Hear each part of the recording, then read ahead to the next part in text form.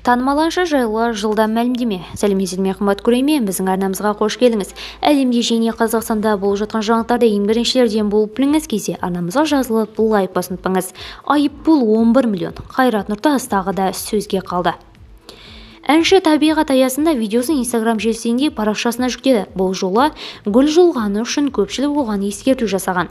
Қазақстанымыздың табиғаты керемет қой шіркін. Жұлынған гүл қызғалдақ емес. Шабындықта өсетін кәдімгі мақ гүлі.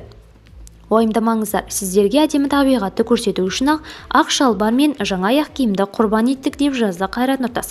Алайда желі қолданушылары табиғатты тамсанып қана қоймай, хитменді айыппұл арқылы одан аулақ болуын өтінді.